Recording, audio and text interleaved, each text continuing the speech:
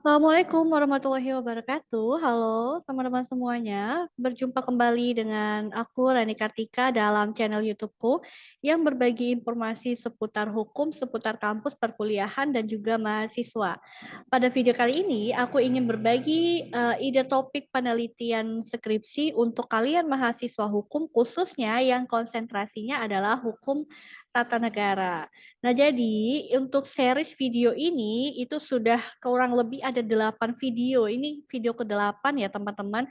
Kalian itu bisa cek ya di playlist channelku berkaitan dengan ide topik penelitian skripsi. Ada untuk yang hukum perdata, pidana, administrasi negara, hukum internasional, tata negara, dan kalian sesuaikan saja dengan peminatan kalian begitu. Dan juga ada informasi-informasi lainnya yang bisa kalian lihat, tonton begitu ya di playlist tersebut. Jadi untuk orang umum atau masyarakat awam juga boleh mampir karena ini bukan hanya konten untuk mahasiswa hukum saja, mahasiswa umum juga ada ide proker KKN dan lain-lain. Oke, berkaitan dengan video kali ini, aku pertegas dulu kalau misalnya ini hanya sebatas ide topik penelitian. Jadi kalau kalian tanya gitu ya, kadang sering masuk di DM atau di kolom komentar, rumusan masalahnya apa? Silakan, itu sudah menjadi PR saudara sendiri untuk rumusan masalah penelitiannya. Tugas saya di sini hanya untuk berbagi idenya saja. Toh juga dari apa yang saya sampaikan, kalian itu bisa mengembangkan lebih lanjut atau memodifikasi, mengubah, menyesuaikan dengan apa yang kalian, ingin coba teliti, begitu ya.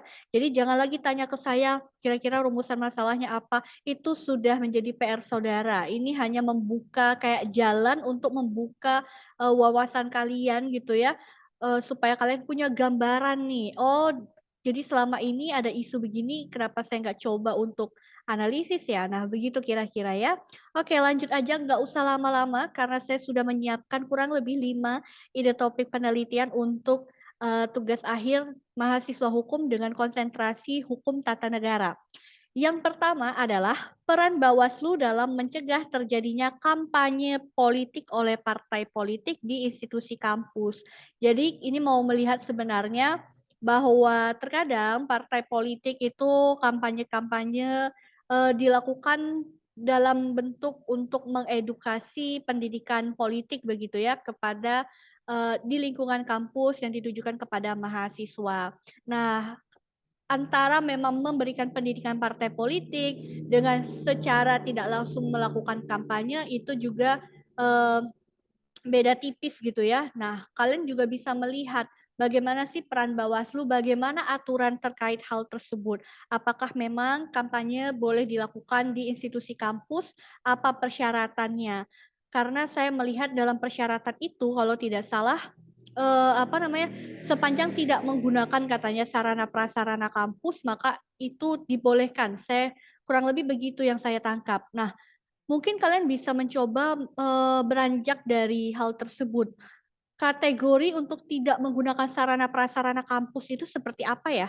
Sedangkan, pelaksanaannya saja di kampus, otomatis sarana prasarana secara tidak langsung itu pasti, berkoordinasi dengan pihak kampus, tempat saja itu kan juga merupakan sarana. Nah, hal itu boleh kalian coba analisis lebih lanjut ya. Lalu yang kedua, pengaruh dan keterkaitan gaya kepemimpinan calon legislatif maupun, eksekutif, itu ya, dilihat dari tingkat partisipasi pemilih, gen milenial dan gen Z gitu ya, dalam pelaksanaan pemilu. Jadi kalian mau lihat, kira-kira nih gitu ya, anak-anak, remaja sekarang yang sudah bisa memilih, kalian bisa melihat tolak ukur mereka ketika nanti memilih, pemimpin itu dilihat dari segi apa sih? Apakah misalnya suka pemimpin yang gayanya juga kayak gaya milenial zaman sekarang gitu ya, atau yang, kaku atau yang terlalu apa namanya, pakem kayak misalnya pemimpin-pemimpin yang sudah-sudah gitu ya. Nah, itu kalian bisa mencoba menganalisis. Jadi mau tahu sebenarnya yang dibutuhkan oleh rakyat dalam tanda kutip masyarakat luas, apalagi generasi muda, generasi milenial dan Gen Z ini seperti apa sih gitu loh terhadap pemimpinnya. Mereka pengennya pemimpin yang seperti apa. Nah, itu kalian bisa mencoba untuk menganalisisnya. Cepat kan? Yang ketiga, analisis yuridis terkait dengan pelaksanaan pemilu serentak di Indonesia.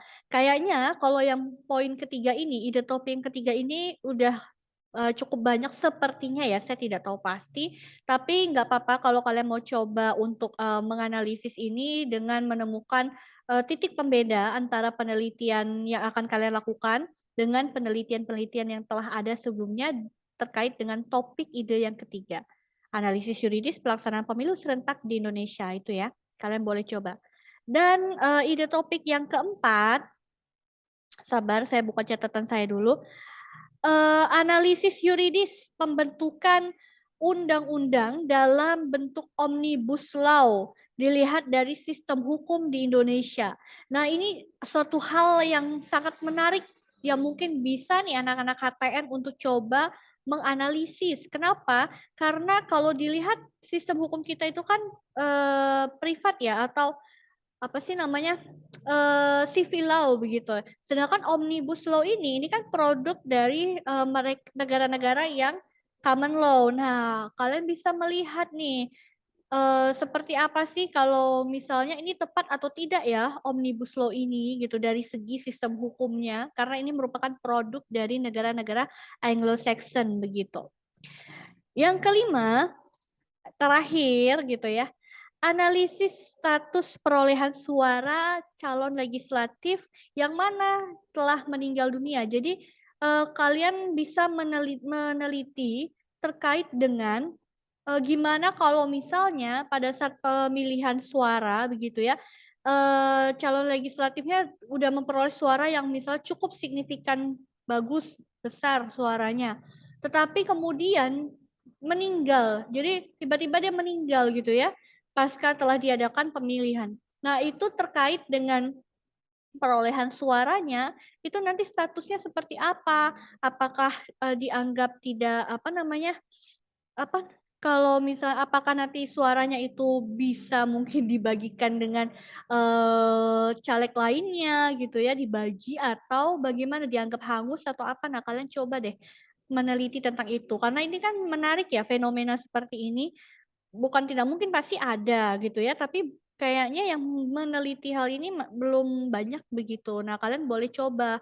Mungkin ini kalau nggak normatif ini bisa yuridis empiris ya. Jadi kalian mungkin kalau ditanya, contohnya data misalnya di mana. Nah, kalian kalau misalnya kebetulan di tempat kalian pasca pemilu waktu itu ada, kejadian seperti ini, nah itu boleh banget diambil untuk datanya, misalnya begitu ya. Kalau nggak secara normatif aja juga boleh. Oke, itu aja 5 ya, 5 aja nggak usah banyak-banyak karena ini kan selalu berlanjut gitu ya, ada part-part berikutnya.